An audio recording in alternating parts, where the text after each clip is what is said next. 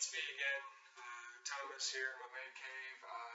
As you remember, my wife and kids were telling me that I was going on and on and on and on and talking, almost like I was arguing with myself. So they told me to go down to my man cave and have it out.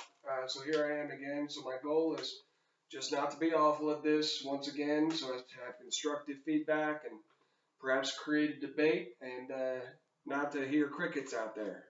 Fair? I will start by venting, and I will circle back to an inherent truth, and then close with a quote of the day. Perhaps not today, but here's what I'm ticked off about. We have a great deal of a problem right now. I'm locked downstairs in my man cave, wearing the same shirt. The Corona scare has got us all locked down. A couple of good things, if you think they're good things, is people are getting used to working from home, right? We're all working from home magically. It's functionally working. Our bosses are letting us work from home. The government's kind of supporting that. The government's helping helping businesses get used to their employees working from home. Do you remember years ago when all of us dads asked if the bosses if we could work from home so we could play a little baseball in the yard with our kids during lunchtime? That wasn't allowed, had to be in the office, but now we're making it happen. That's a good thing, or perhaps not. We're also learning to rely upon the government for support. The businesses are. That's why they're letting people work from home, because they're getting a stimulus. At the same time, there's a whole movement to help small businesses continue to sustain. Large businesses don't care. A lot of their business is online. Farmers are getting subsidies. Food is still going to be eaten. Politicians saying that they care about businesses getting up and running.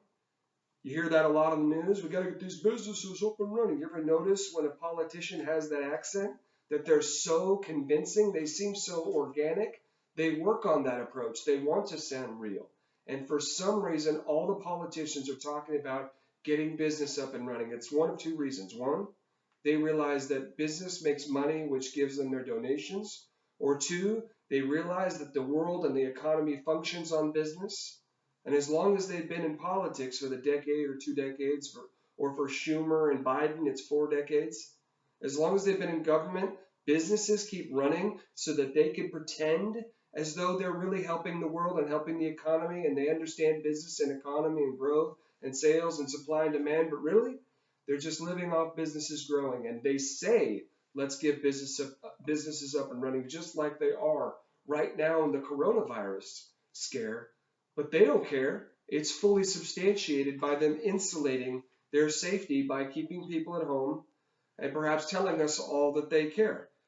There's rumors of extending the lockdown, right? Trump said Easter. Then he bought in and said, you know what?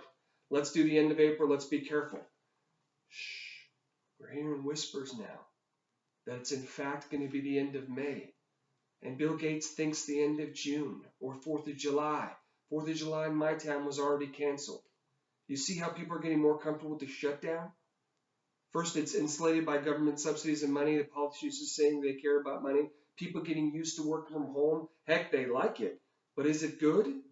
All to be debated.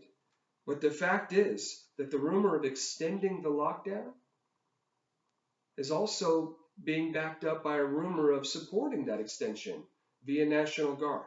Weeks have gone by and rumors are going around about the National Guard being implemented for perhaps control's worst case scenario. But the worst case scenario just might be. The government has created comfort from us relying upon them for the subsidies, for allowing businesses to continue to support by getting tax-free loans. The employees are working from home. The government's supporting on that. So now we're relying upon the government. In that reliance upon the government, we lose our rights. And that's what they want. We can't just go outside and walk down the street and make a business happen, go make a buck, go sell something on the street, take that buck and go buy our kid or our daughter a rose and tell her we love her. We can't do that. We cannot now make money the way we deem we need to each day. We cannot change our mind. The capitalist spark that says I'm going to go do something can in fact be dead because rights or restrictions are happening, and now we're becoming comfortable with it. We've lost our rights to do whatever we want through this restriction, and we're gaining comfort with that. Through that, the politicians gain power because they're the actual ones providing this safety.